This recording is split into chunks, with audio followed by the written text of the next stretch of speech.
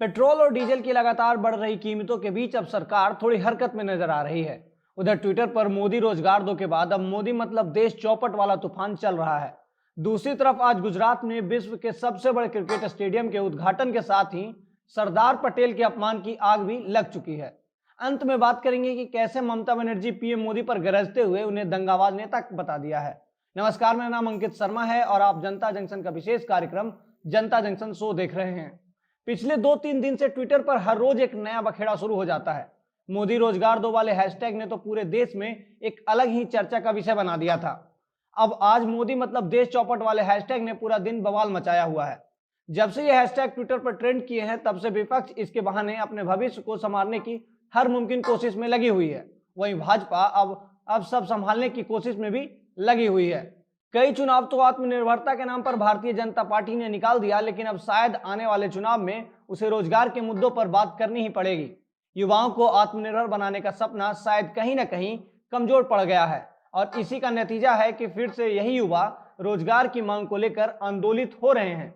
अब आज ट्विटर पर इस तरह के ट्रेंड शुरू हुए तो कांग्रेस पार्टी के साथ साथ अन्य विपक्षी दलों ने भी हमला बोलना शुरू कर दिया है। एक बार फिर से सब कुछ बेचने वाला मुद्दा शुरू हो गया है। LIC से लेकर BPCL रेलवे तक के चर्चा शुरू हो चुकी है। मोदी रोजगार दो वाले हैशटैग के साथ 2 मिलियन से ज्यादा ट्वीट हुए थे, तो वहीं आज मोदी मतलब देश चौपट वाले हैशटैग के साथ भी कई लाख ट्वीट हुए हैं। इसके अलावा कई ऐसे हैशटैग लगातार ट्रेंड कर रहे हैं जिससे सरकार को खासा परेशानी भविष्य के हिसाब से उठानी पड़ सकती है।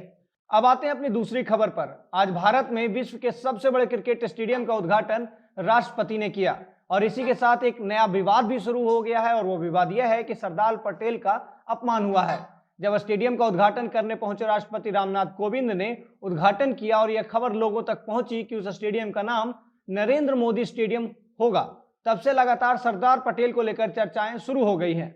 चर्चा शुरू हुई कि सरदार पटेल का नाम हटाकर स्टेडियम से भारतीय जनता पार्टी की सरकार ने सरदार पटेल का अपमान कर दिया है। ट्विटर पर सरदार पटेल का अपमान हैशटैग भी ट्रेंड करने लगा। हजारों लोगों ने इसे ट्वीट भी किया है। अब आपको स्टेडियम के बारे में भी बता दें क्योंकि ये काफी प्रसिद्ध है। इस स्टेडियम में 1,10,000 लोगों के बैठने की क्षमता है।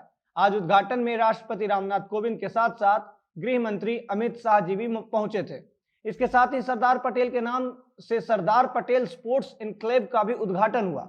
अगर इस स्टेडियम के खास चीजों की बात करें तो यह स्टेडियम 63 एकड़ में फैला है। स्टेडियम के अंदर 4 ड्रेसिंग रूम और 3 प्रैक्टिस ग्राउंड है। इसके साथ ही इंडोर और आउटडोर दोनों प्रैक्टिस की सुविधाएं उपलब्ध हैं। आधुनिक तकनीक से भी इसे लैस किया गया है। बताया जा रहा है कि बारिश बंद होने के मात्र आधे घंटे के बाद इसमें फिर से मैच शुरू किया जा सकता है।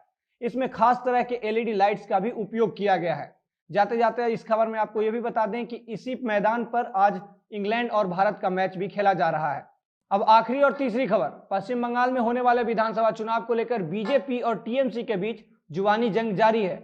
2 दिन पहले बंगाल में के हुगली पहुंचे प्रधानमंत्री नरेंद्र मोदी ने कहा था कि हम ऐसा बंगाल बनाएंगे जो टोलाबाजी से मुक्त और रोजगार से युक्त होगा।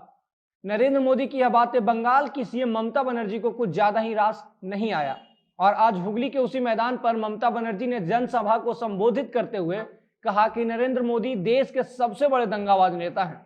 ममता बनर्जी ने PM मोदी पर हमला करते हुए कहा है कि हर बार PM मोदी तृणमूल कांग्रेस को टोलाबाज कहते हैं, लेकिन मैं PM मोदी को दंगाबाज और धंधाबाज दोनों कहती हूं। ममता बनर्जी ने कहा है कि हमें CBI की धमकी दी जा रही है, लेकिन अगर दम है तो मोदी जी हमें गिरफ्तार करके दिखाएं। कितने लोगों को गिरफ्तार करेंगे? 20 लाख लोगों को गिरफ्तार करना होगा इसके लिए। आगे PM मोदी पर जमकर बरसते हुए ममता बनर्जी ने कहा कि तुम मुझे यहां दबाओगे तो मैं दिल्ली में पेड़ बनकर उठूंगी। इतना ही नहीं, ममता बनर्जी ने अपने संबोधन में कहा कि बंगाल पर बंगालियों का शासन होगा, मोदी बंगाल पर शासन नहीं करेंगे। आगे ममता बनर्जी ने PM मोदी को गुंडा कहते हुए कहा कि गुंडे बंगाल पर शासन नहीं करेंगे। साथ ही ममता बनर्जी ने कहा कि पूर्व अमेरिकी राष्ट्रपति डोनाल्ड ट्रंप से भी खराब किस्मत PM मोदी का इंतजार कर रही है।